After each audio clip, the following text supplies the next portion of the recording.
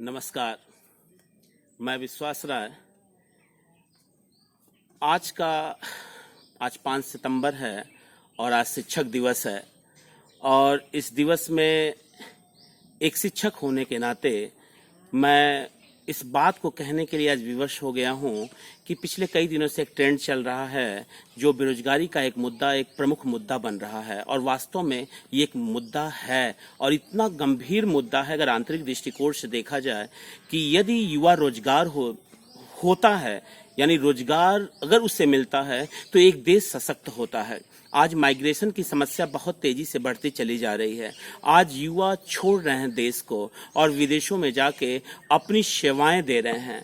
तो आखिर सरकार को इस बात के लिए पता नहीं क्यों गंभीर नहीं बन रही है कि आखिर ये इन युवाओं को जो माइग्रेशन है, जो हमारे देश की रीढ़ हैं, अगर वो विदेशों में चले जाएंगे अपनी सेवाओं को देने के लिए, और कितने लोग विदेशों में जाएंगे अपनी सेवाएं देने के लिए, और किन किन क्षेत्रों में जाएंगे अपनी सेवाओं को देने के लिए।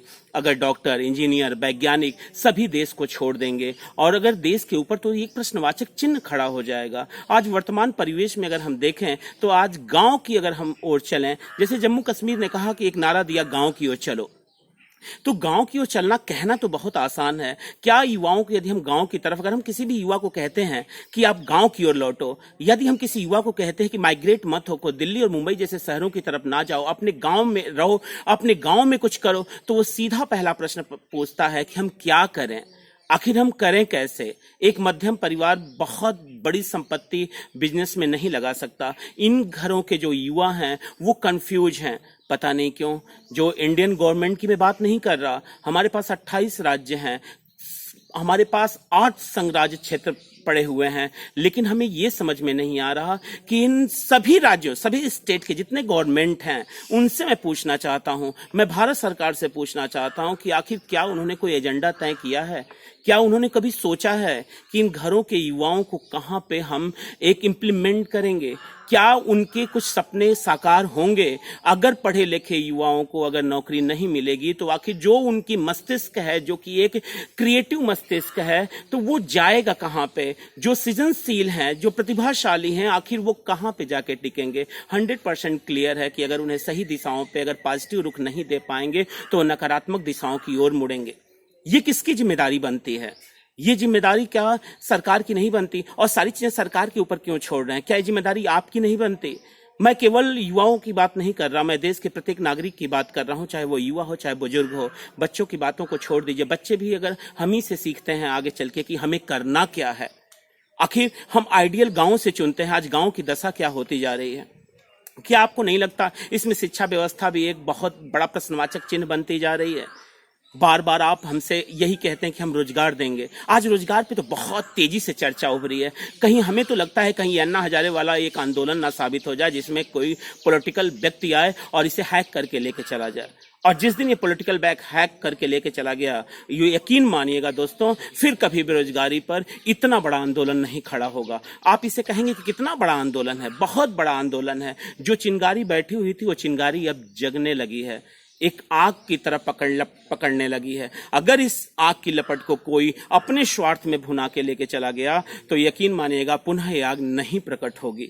आज समय है कि प्रत्येक बच्चे को, प्रत्येक युवा को अपने कम से कम हक की बात करनी चाहिए। क्या आप इतना भी हक की बात नहीं कर सकते? अगर आप इतना भी हक की बात नहीं कर सकते तो यकीन मानिएगा कि आपके लिए अब कोई नहीं खड़ा होगा, कोई नहीं खड़ा होगा। हम ये नहीं कह रहे हैं कि आप सड़क पे आइए, हम ये नहीं कह रहे हैं कि आप जिंदाबाद और मुर्दाबाद के नारे लगाइए। हमारे कहने का मतलब सिर्फ इतना है कि आप भारत के नागरिक हैं और भारत का संविधान आपको एक मूल अधिकार देता है, हक प्रदान करता है। क्या वास्तव में हमारे पास मूल अधिकार हैं?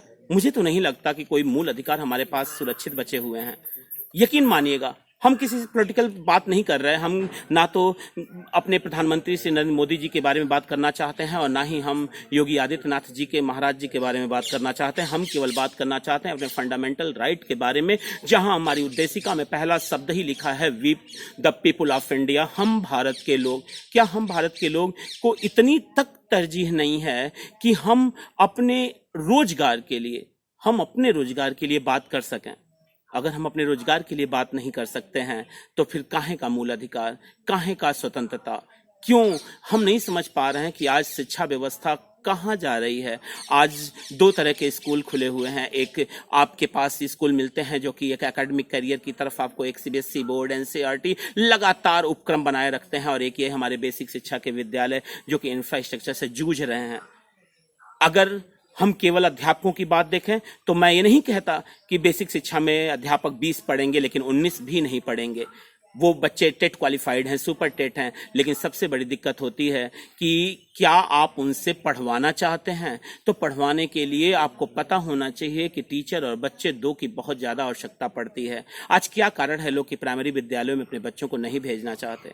क्या आपको नहीं लगता कि अगर हम सिविल सर्विसेज यूपीएससी का एक रिजल्ट देख लें तो हमारे हिंदी मीडियम की जो दुर्दशा होती चली जा रही है उसका मूल कारण क्या है? क्या सरकारों को इस बारे में नहीं सोचना चाहिए कि हिंदी भाषी क्षेत्रों में कुल अगर हम देखें तो कम से कम 8 राज्य, बड़े बड़े राज्य आते हैं।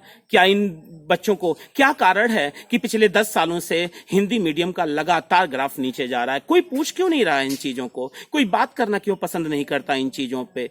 हम नहीं समझ पाते। कभी मीडिया में इस बात की चर्चा तक नहीं होती। क्यों नहीं होती? क्योंकि इसकी टीआरपी नहीं बढ़ेगी। उनकी टीआरपी की चिंता, उनको टीआरपी और व्यूअर की चिंता ज्यादा सता रही है। तो हम आपसे पूछना चाहते हैं, क्या आपको यह नहीं लगता कि अगर हम इस बात को इसी तरीके से अनदेखा करते रहे तो आने वाली पीढ़ियां भी भुगतेंगी इन चीजों को? क्या हम कम से कम अपनी और आने वाली पीढ़ियों की अगर हम चिंता करें तो यकीनन मानिएगा कि एक नया रुख तैयार होगा, एक नया सूरज चमकेगा। लेकिन पता नहीं मेरी बात आप तक पहुंच रही है या नहीं पहुंच रही। एज ए टीचर मैं केवल इतना ही आपसे कहना चाहूंगा कि अध्यापक नहीं लड़ेगा। अगर हर चीज के लिए आप चाहते हैं कि आपके लिए अध्यापक ही तैयार होगा, अध्यापक ही सड़क पे आएगा, अध्यापक जगाने का कार्य करता है, लड़ना तो आप ही को पड़ेगा, दहाड़ना आपको पड़ेगा। और दहाड़ने का मतलब केवल इतना ही है कि मुझे मेरा मूल अधिकार चाहिए, मेरा फंडामेंटल राइट चाहिए। क्या अभी कभी 5 साल में जब नेता आपके घर आते हैं तो कभी आपने पूछा है? क्या आपने कभी जानना चाहा है कि आपने क्या काम किया? नहीं। भारत की तो लोकतंत्र इस तरीके से समाहित है कि वो राजनेता नहीं होता है, वो लीडरशिप नहीं होता है, वो नेता नहीं होता है, वो जनसेवक नहीं होता है, वो एक तानाशाह होता है जिसकी चमचमाती गाड़ियों के पीछे आज के युवा भाग रहे हैं। तो आप क्या चाहते हैं? अपने बच्चों को आप क्या बनाना चाहते हैं और स्वयं क्या बनना चाहते हैं? सबसे बड़ी तो बात है। थाली और दीपक जलाने से कुछ नहीं होगा। आप अपने घरों के बालकनियों में ताली और थाली बजाएंगे तो उससे अगर आप चाहते हैं कि बेरोजगारी हट जाएगी तो बेरोजगारी नहीं हटने वाली है। साफ स्पष्ट मेरी बात आप सुन लीजिए। उसके लिए आपको अपनी बातें हमेशा रखनी पड़ेंगी। ये कोई वायरल नहीं है, ये कोई ऐसी एक इंसिडेंट नहीं है कि 2 दिन 10 दिन में आप समाप्त कर देंगे और पुनः सरकार जाग जाएगी। सरकार को यदि जगाना है तो आपको निरंतर इसी तरीके का प्रयास करना होगा। अगर वैकेंसियां नहीं आएंगी तो फॉर्म नहीं भरे जाएंगे तो एक आशा की किरण जो है वो नहीं दिखाई देगी। मेरे कहने का मतलब केवल इतना ही है कि साधन को पवित्र बनाए रखिएगा। साध्य पवित्र है आपका। महात्मा गांधी भी कहते थे कि साध्य पवित्र है। इसका मतलब ये नहीं कि साधन किसी भी तरीके का हो। साध्य पवित्र है तो साधन भी पवित्र होना चाहिए। यदि साधन पवित्र होगा तो साध्य पवित्र रहेगा। यदि साधन अपवित्र हो जाएगा तो साध्य भी अपवित्र हो जाएगा। और यकीन मानिएगा बच्चों या और आज के युवा वर्गों, आपका साध्य पवित्र है, साधन को पवित्र रखे रहिए। अपने आप को संविधान के दायरे में रखिए और अपनी मांग को जोरदार तरीके से रखना सीखिए। अगर जोरदार तरीके से नहीं रखेंगे तो आने वाली सभी सरकारें, चाहे पिछली सरकारें हों, चाहे वर्तमान सरकारें हों, चाहे आने वाली सरकारें हों, सब आपके साथ यही करने वाली हैं। सब आपके साथ, कोई ढर्रा बदल थोड़ी रहा है। सरकारें बदल रही हैं, काम तो साफ एक ही है। उत्तर प्रदेश लोक सेवा आयोग को देखिए, सीबीआई की जांच पड़ी हुई है। आज तक सीबीआई की जांच तय नहीं कर पाई कि उसमें गलत क्या था, गलत सही क्या था। क्या कारण है? कंफर्म 100% साफ है कि कहीं ना कहीं सरकार की मंशा नहीं है कि सीबीआई जांच हो। अगर सीबीआई की जांच, अगर एक छोटे से हम कहते हैं आयोग की सीबीआई जांच नहीं कर पा रही है, अगर एक हमें 2 साल से हम फॉर्म भर के रखे हुए हैं ग्रुप डी, एनटीपीसी, एसएससी का, वहां के आयोग जैसे निरर्थक आयोग साबित हो रहे हैं। पता नहीं वहां क्यों रखे हुए हैं एसएससी आयोग। कुछ खत्म करिए ना। 1975 से जन्म लिया और आज तक समझ में नहीं आ रहा है कि 45 सालों में उसका कार्य क्या है, तो उसको हटाइए। क्यों रखे हुए हैं? निरर्थक लोगों को क्यों रखे हुए हैं आप? मुझे समझ में नहीं आता। इन निरर्थक लोगों को रखने से फायदा क्या है? क्या आपको नहीं लगता कि अब वर्तमान समय में हिंदी परिवेश से आने वाले विद्यार्थियों की संख्या लगातार कम होगी? क्या भाषा को भी आप एक मेरिट का आधार बना देंगे? भाषा क्या होती है? आप ही कहते हैं कि विचारों का आदान प्रदान होती है। अगर भाषा विचारों का आदान प्रदान होती है और संस्कृति का द्योतक होती है, तो भाषा के आधार पर आप आईएएस बनाएंगे,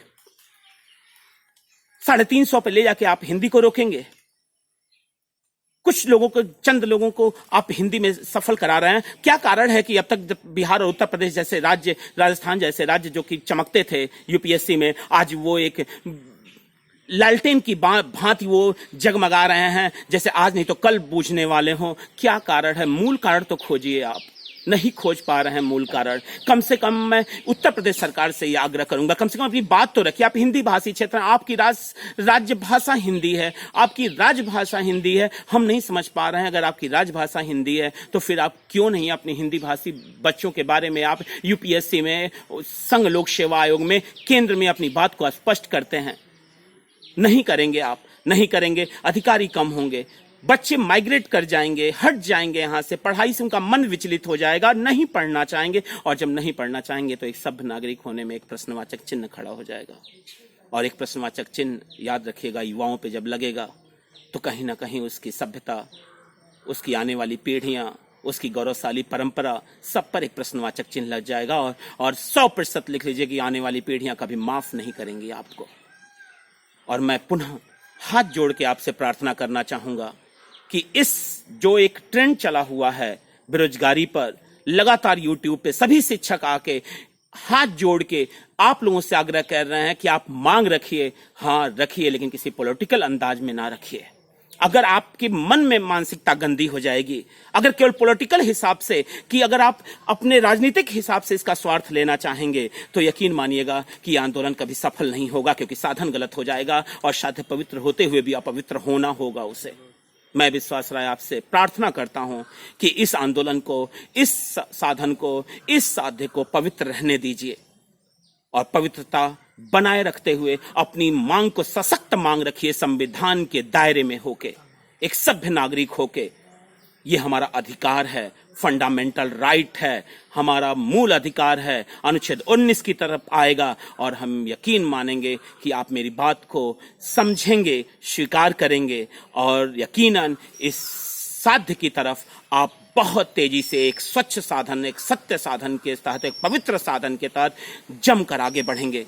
हम साथ हैं इस बेरोजगारी के वक्त में, इस बेरोजगारी को दूर करने के लिए, रोजगार की चाहत में इस सरकार के ऊपर एक प्रेशर ग्रुप भी बनाना चाहिए, एक दबाव समूह जरूर होना चाहिए। एक घोड़े को आप बिना नाल के नहीं रख सकते, उसके बंधन तो जकड़ना ही होगा, उसके बंधन को बिना जकड़े उस पर अंकुश नहीं लगाया जा सकता। और लोकतंत्र कहता है with the people of India, हम भारत के लोग, और यकीन मानिएगा यही भारत के लोग आप एक नई नींव रखेंगे।